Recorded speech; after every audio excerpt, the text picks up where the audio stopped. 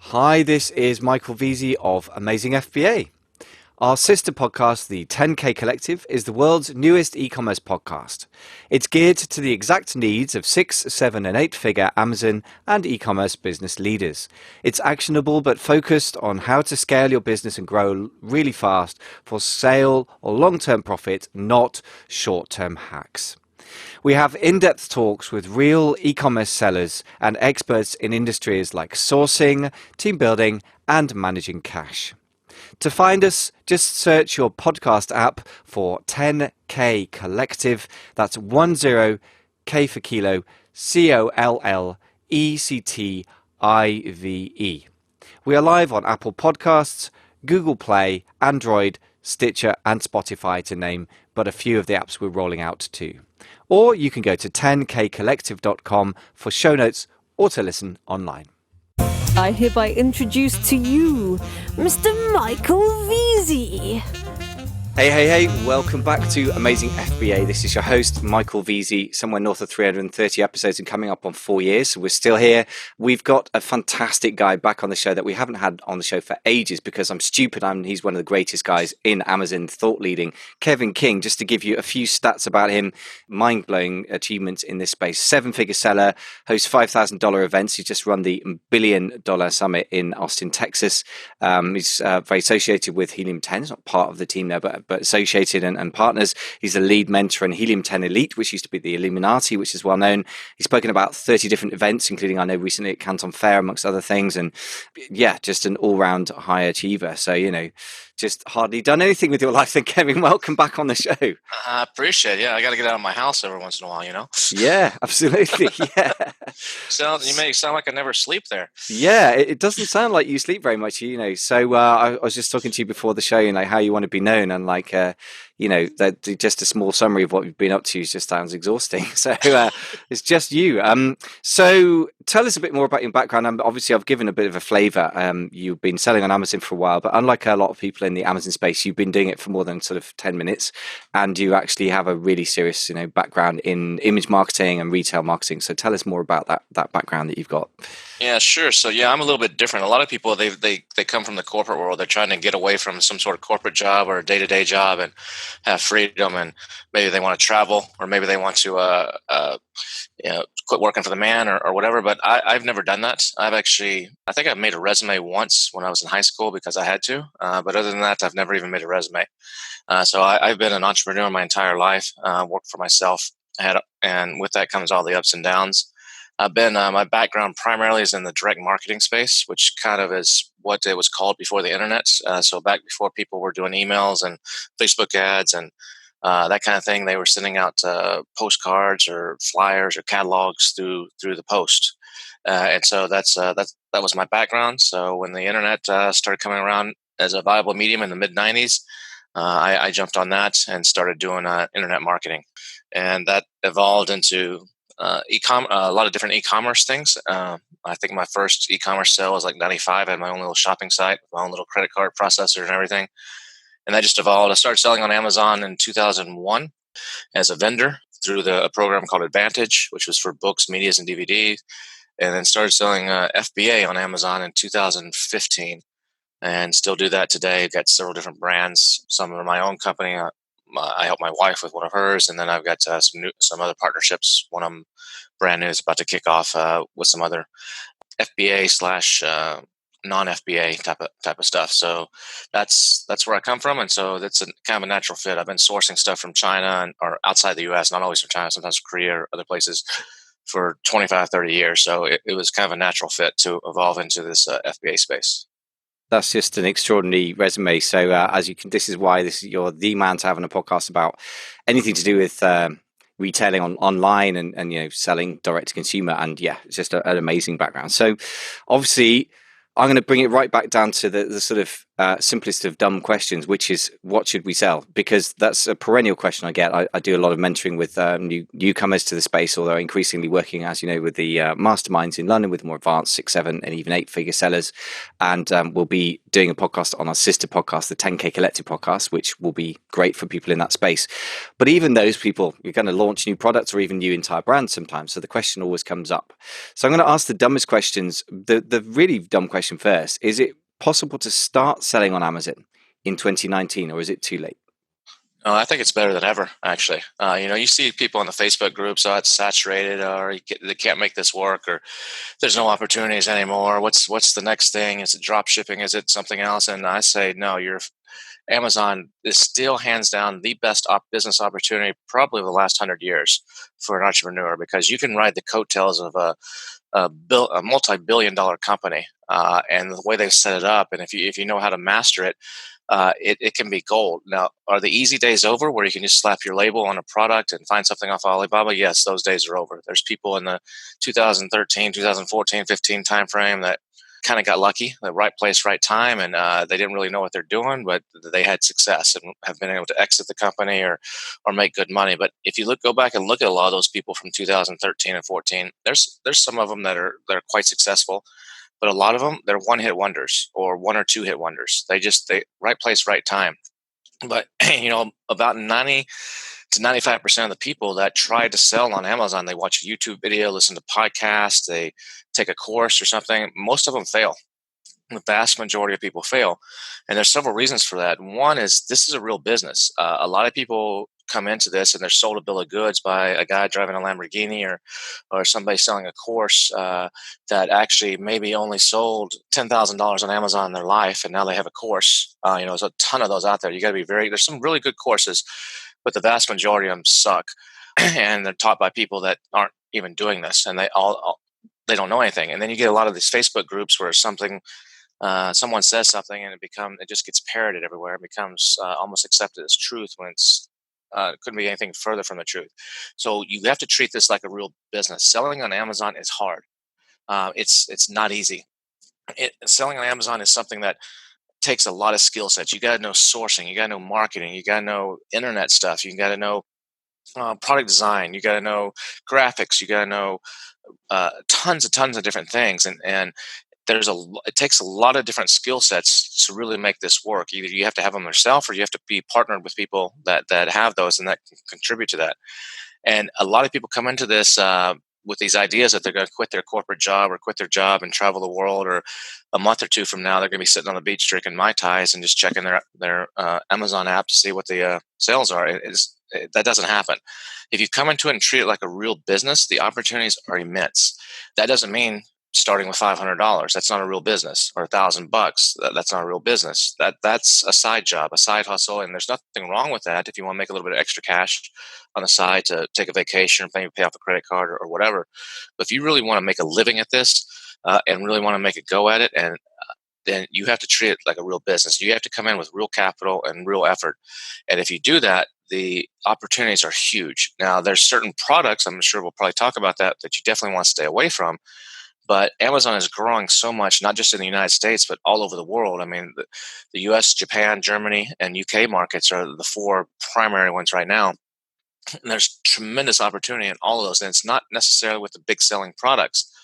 You can do really, really well in the middle of the pack. And that's where a lot of people, they get these big dollar signs in their eyes, and they're using tools like Jungle Scout and some of these others. And they're just analyzing what they should sell completely wrong. And there's another thing that happens out there that kind of irritates me is there's a trend right now to a lot of people saying you shouldn't just be an Amazon seller. That Amazon's just a marketplace. You should build a brand. And you need to be selling not just on Amazon. You need to be selling all over the place. I 1,000% disagree with that. That's a different strategy. If you want to build a brand, that's okay. That's a whole different thing. A brand is not a logo. It's not your name on a product. That's not a brand. Building a brand takes time, a lot of money, and a lot of effort. And if you're going to take advantage of the Amazon system, take advantage of the Amazon system and sell products that can evolve into a brand later on. And that's the natural course. And once you start selling on Amazon, you can start to see what sells, what goes together, and you'll start building a customer base and leveraging the traffic and the eyeballs and the data that you can get from Amazon, and then later on evolve that into a brand, that makes perfect sense. But too many people get caught up in the beginning that I need to create a brand to sell on Amazon because there's some people out there that's what they're preaching. And there's nothing further from the truth. In my opinion, you should focus on Amazon, maximize what you can do on Amazon, and then worry about going off later after you after you learn a little bit and you get some of the bugs out of the system and figure out what kind of goes together and what doesn't. So that's where a lot of people make a mistake too. And the other one is cash flow. A lot of people, they might pick a great product, they might use the good tools, and they learn how to pick a good product, but cash flow kills most people because they don't really forecast properly on their cash flow. They got $10,000 to start with, and they spend almost all of it on their initial inventory, maybe some software and a little bit for PPC. And then when they do well, they run out of stock, and they're like, "Shoot, I can't, I can't, I don't have the money to pay the supplier to get the next batch in. It's going to take 2 months, so I'm out of stock for a couple months." And so what happens is basically by the time they figure out how to pay that, if they ever do, they get back into stock and it's like starting over. So it becomes this virtuous cycle of over and over and over of these like false starts. And so that's another huge mistake people make. I always tell people, they always say, "How much money do I need to start selling on Amazon?" And I always say 2.5 times your initial inventory investment. So the way I pick products and the way I look at products is differently. I'm not just using a tool like Jungle Scout or Helium 10's X-Ray or whatever tool is your favorite tool and popping up results. I'm actually basing my product selection on how much money do I have. So I start first with, look, if I got $10,000 in the bank and that's my life savings, I'm going to start this.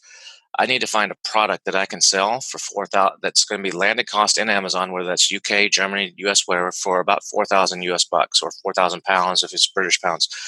And then the other 6,000 pounds that I have to buy the second round of inventory. If I'm successful, I have it for some PPC, I have it for some other software costs, some other things that are going to happen along the way, and I have a better chance of success. So I base my product selection on that 4,000 pounds. So I will go and I will use the different tools or the different methods that are out there to actually find something that fits my budget, not a product that looks like it could be a great success, but a product that fits the budget that I have. And if something is outside, I find a great opportunity and it's going to take 20 grand to do it, and I only have 10, then I might try to partner with someone with 10, or I'm get a loan from my uncle, or try to get a credit card or something if that's what I'm comfortable doing. But you got to come into it right, and so many people don't, and that just crushes a lot of people. So a lot of people fail. They throw up their hands. They say this Amazon thing doesn't work. It's too saturated. It's over. I missed the boat, and they're just wrong.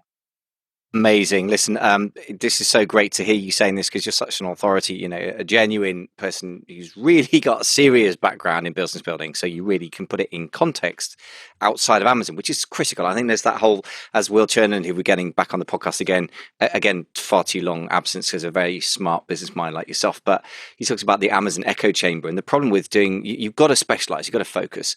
But if you don't put it in proportion to other things, you lose a sense of proportion. And like you say, any kind of real business building is going to take real work, real capital. So I couldn't agree more. And I really love what you're saying, because I'm glad to say that I've got a course like everybody else. I took about 3 years before I persuaded myself that I might as well do it because everyone else is doing it. And I was trying to be realistic and real. And the top line thing I say is, when you're choosing a product, set your budget first, because that determines everything else. So I'm so glad to hear you say that, because there's far too little of people saying that. They pick it based on, say, for example, the Jungle Scout app gives an opportunity score, and that's nothing against the Jungle Scout app or Helium 10 or anything else, but they don't know what my budget is. So how can they possibly know? So I'm so glad to hear you say that. Is there just about how much money do I need to sell on Amazon thing? 2.5 times initial inventory totally makes sense to me. Is there like a minimum viable amount now if you're going to go into private labeling? If you're going to make a real business, I mean, if you're just doing a side hustle, you could start with $2,000 to $5,000 if it's just a side hustle. But if you're really trying to make this a real business and like really quit your job and support your family off of this, you're going to need 20 to 50 grand. You hear stories a lot of times of someone that started with 5 grand and 3 years later they're doing $5 million, and you're like, shit, why can't I do that? That does happen, where someone, that's all they had was that 5,000, and they happen to get good terms from their supplier, or there's something else. There's always something else behind the scenes. There's either they got really good terms from their supplier. They started with 5,000, but what they don't tell you is a month later, their rich uncle gave them 50 grand, or they cashed out their retirement fund. If you sit down and ask a lot of these guys that are doing really well, and say, hey, what did you start with? It sounds like a good story, and that's how you sell courses. As you say, you don't need much money, because then people are like, oh, I'm right into this. But there's always something else to it. And, I had a guy. I was in Vancouver at an event back in March, and this guy, he was from Europe, and he came up to me and he said, "Look, I'm trying to quit my job. Can you take a look at? I've done these spreadsheets," and he'd done a good job. He did all these spreadsheets, and he's doing way better than what most people do, and all his little forecasting and stuff. And he had this look. If I can get to 100, I think it was 168,000 US dollars in sales, I can quit my job. And I was like, well, how much money do you need to pay your bills and to pay your rent and to live on? And I forget the exact numbers, but he told me like $40,000 a year or something like that. He said I can live pretty meagerly. I don't need a whole lot. And I was like, you can't do it. At $168,000 in sales on Amazon, you can't pay yourself $40,000 a year. And he's like, what do you mean? Look at the numbers. I was like, no, because 168,000, Amazon's going to take about a third of that in fees. So you got about $55,000 or so that's going to come out in Amazon commissions and fulfillment fees and whatnot. Your cost of goods sold is probably going to be about a third of that too. By the time you factor in your price to buy the product, your landing costs, any tariffs and VAT and all that, so that's another 55,000. So we got about $58,000 left. If you hit your target of 168, you're going to have some advertising costs. You have some software. You're going to have accounting fees. You're going to have a little storage fees. There's going to be some other costs that's going to knock another 10 or 15 off of that, at least. So now you're down to about 40, 45, and you said you need 40 to live on. And he's like, yeah, I need 40 to live on. So look, the numbers make sense. I was like, no, they don't. So how are you gonna buy your next inventory? How are you gonna get to do your next product? Where's that money gonna come from? And he's like, I'm not sure. I said, so this doesn't work. And he got the picture. And that's the problem a lot of people have, is they don't really understand the numbers and don't understand how to forecast it out. A lot of times you hear some of these podcasts and different things that people that are selling the business. A lot of times, if you listen really carefully, a lot of these successful people come from a financial background. They're CPAs, or they were doing something in bookkeeping. There's a lot or they have some experience there, or they're good at that. Those are the people that are doing really well. It's a cash flow management business, and that's hard, but it's so crucial. And what's happening is there's another reason I say this is one of the best businesses ever is right now there's over in the United States alone, there's over $1 billion, 1 billion, billion with a B, US dollars available out there from private equity investors, from individual investors, from family funds, and from family offices, they call them, all kinds of different places to invest in Amazon business. These people with deep cash pockets.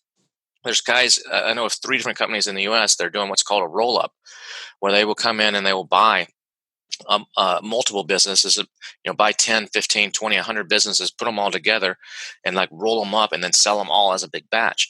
These private equity guys and these financial people are like, this Amazon business is freaking awesome. We can make more money faster doing this than we can in the stock market or anything else. If we can find proven winners, so people like me and you, Michael, have gone out and we've blood, sweat, and tears found a product that's working and selling. They don't want to do that. They want to come in and take the pain point off of us, which is the cash flow, and is expanding from the US to Germany and to the UK and into other marketplaces. And it's just basically repeating the process in all these different Amazon marketplaces and having the cash flow to get ahead of it and never run out of stock, to be able to do the promotions they need, to be able to negotiate with the suppliers. And they're like, holy cow, we can make a tremendous amount of money. And so the best opportunity out there right now for anybody thinking about selling on Amazon is to sell your Amazon business. Build something up for 2 to 3, 4 years and then sell it, because you're going to make more money the day you sell your Amazon business than you will ever running it. I mean, you may have a paper profit. Let's say you get to $1 million run rate. You're doing £1 million a year on your Amazon business. If you're running a successful private label business, you should have about a 20 to 30% bottom line profit. So somewhere around 200 to 300 quid, to 200 to 300,000 quid would be your bottom line profit on that. But I can tell you, just like an example I just gave of the guy in Vancouver, you're not putting that in your pocket. You're going to have to keep reinvesting to grow, unless you're just happy to not grow. Products have a life cycle. Some of them are going to die off. You're going to have to constantly kind of find new stuff. Or competition's going to come in and knock you down, or there's something's going to happen. So, but if you take that 200, let's call it 200 quid, and you do that for 3 years, and that's what you're making every year. On paper, you made 600,000 quid. You probably only put maybe half of that or less in your pocket if you're lucky. But if you sell that company, you can sell that company for 2 to 5 times your bottom line revenue. So you could put in your pocket right away 4 to 500,000 quid in your pocket, and then turn around and do it all over again. You'll have a non-compete. So if you were selling baby, you won't be able to sell baby again, but you could go in to start selling makeup or dog treats or whatever. Do it again, pay off some bills, have a nice vacation, treat the wife or husband to a nice dinner, whatever. And then do it again. But this time, instead of starting with 10 or 20 or 30,000, start with 50 or 100 and grow even faster, and then flip it again. And the leverage you can get, it's kind of like buying property, but even better. The leverage you can get is amazing. And so there's huge opportunity there. And all the big money people are seeing that now, and they're coming in. So that's why I say, that's just proof that this business is not over with. It's not dead. The opportunity hasn't passed. It's better than ever. As usual with you, we're getting just masses of big level thoughts, and we'll have to bring it down to the sort of more small scale things. But I mean, first of all, just to reflect quickly on a few of these things. First of all, as a real business and you need to support the family, you need to put $20,000 to $30,000. And that ties in with, I'm very privileged to work with some really great people in the masterminds that I run in London now for nearly 2 years. September 2017, we started. And there's guys in there who are doing, I don't know, £1.5 million or something. So on track for $2 million a year in wholesale-based stuff, but are moving into the private label sphere. And that is exactly the kinds of figures they are putting into a new private label brand, potentially when they're looking to launch it. So that's a realistic number. Nothing wrong with starting with a side hustle, but I think it's really good to clarify you're not starting a full-time business with 5,000. And like you said, the behind the scenes thing, yeah, I mean, just because you start with 5,000 doesn't mean you don't put another 5 and then another 10 in. And I do know people, I know 2 people who started with under $20,000 and have built it to about $1.5 million run rate. That they are exceptional people. One of them is the son of an incredibly good accountant. The other person I just think is just a mixture of lucky and just extremely talented. So yeah, it can happen. Doesn't mean it will.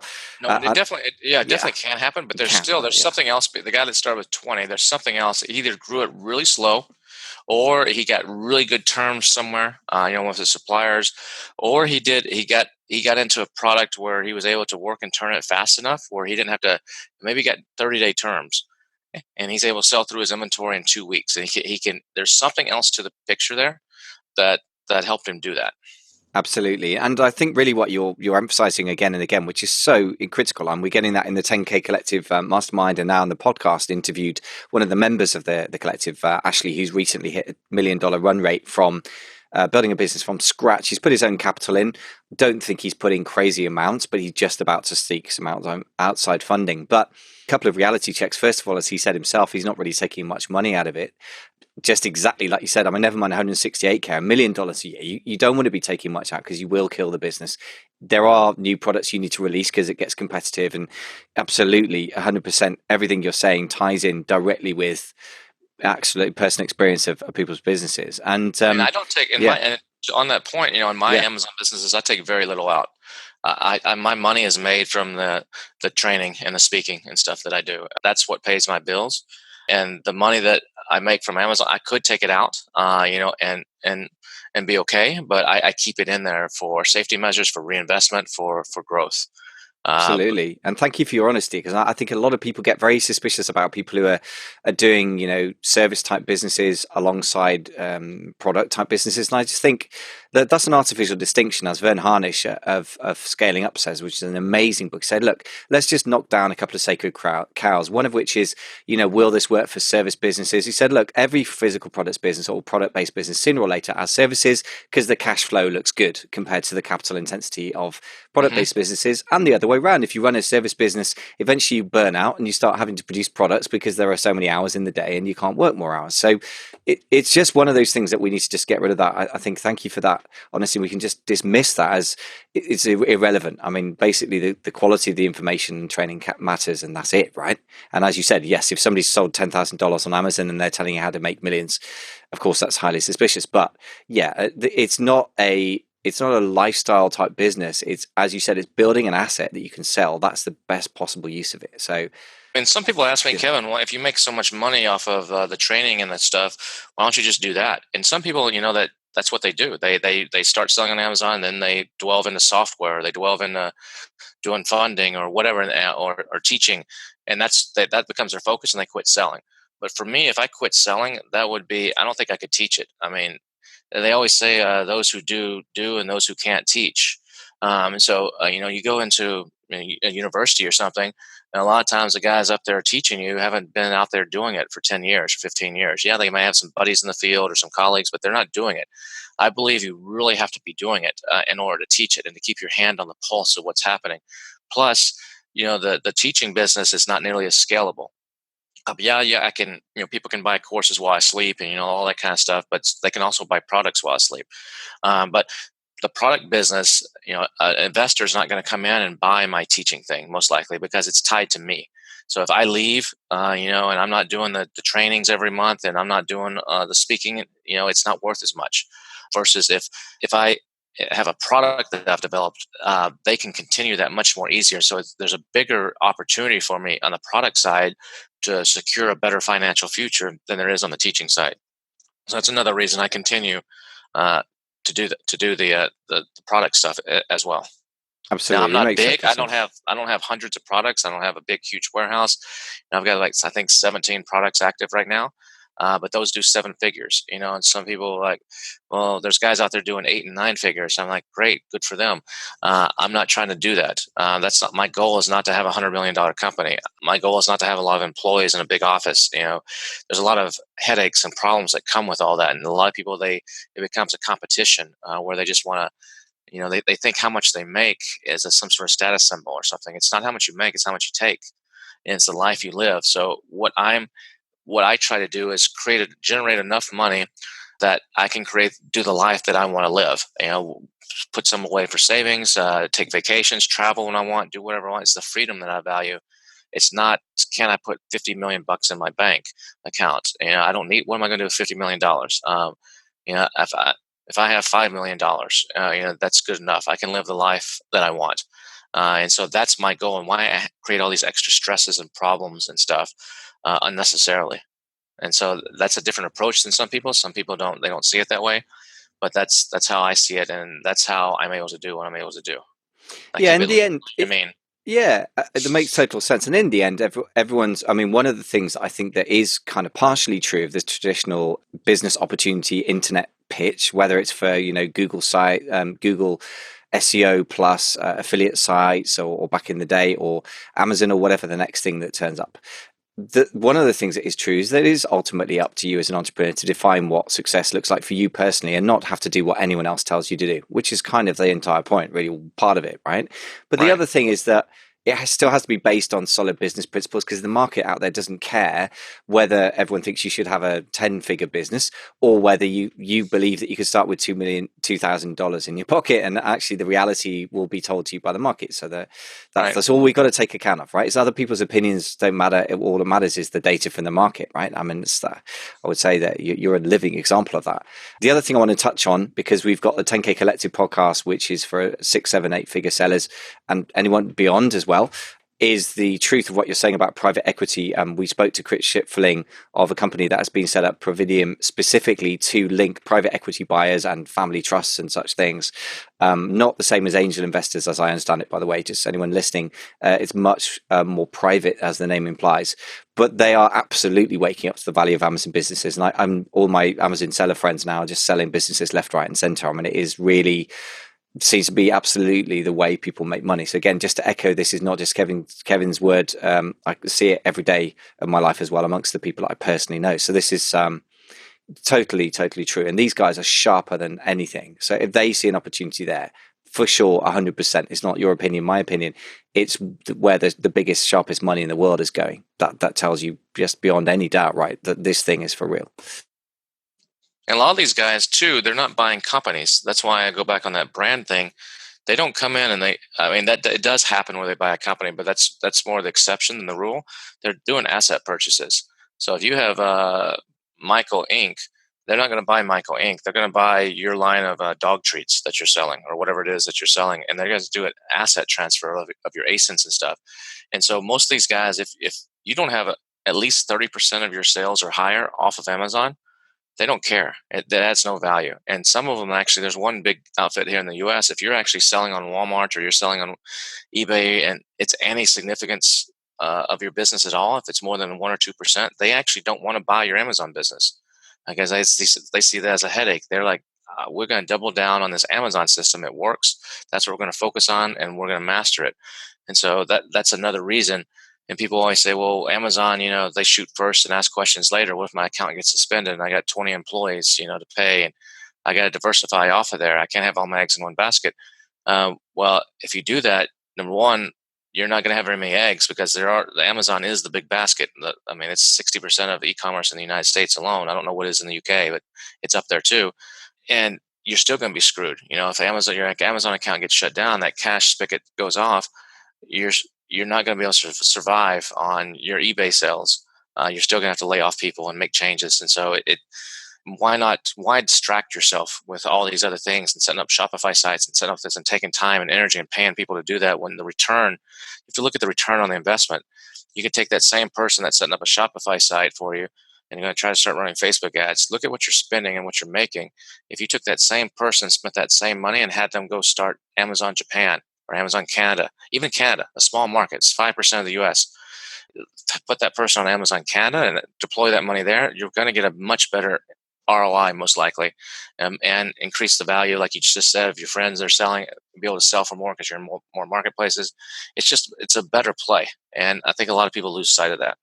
Absolutely. And I think that the thing about asset diversification and guarding against the downsides of a potential suspension, which we all know can happen, is that it doesn't have to be all within the e-commerce space. I mean, a lot of people, like most serious business people, own some property. Even I own a little property. I'm no sort of big seller and I'm no big sort of rich business sort of guru type person. I don't claim to be. I try and pass on the wisdom of people like yourselves, basically.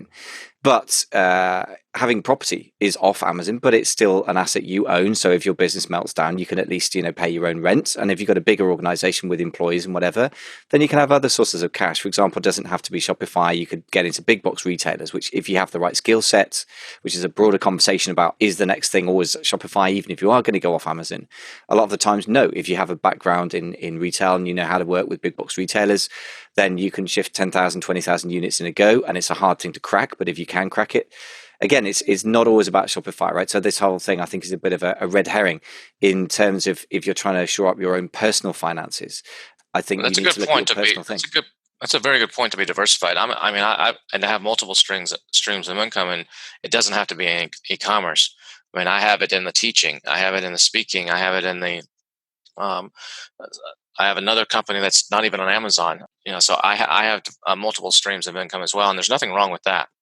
But just don't let yourself get distracted or fall into these ruts so that you have to do this and you have to do that, because there's a lot of people that are saying that on the online forums and stuff that are doing like $2,000 a month in sales, and they're spouting it as gospel.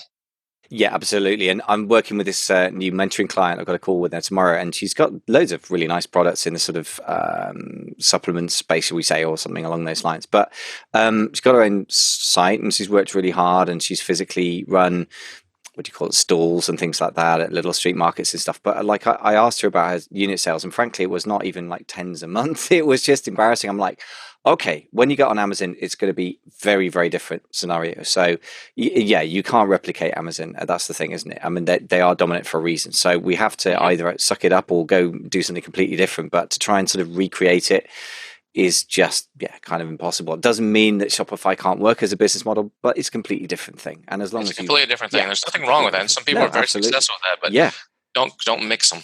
Yeah, absolutely. Now, I know some people it's not common, but I know a handful of people that are very successful with that, but utterly different business model. Yeah, I agree with that.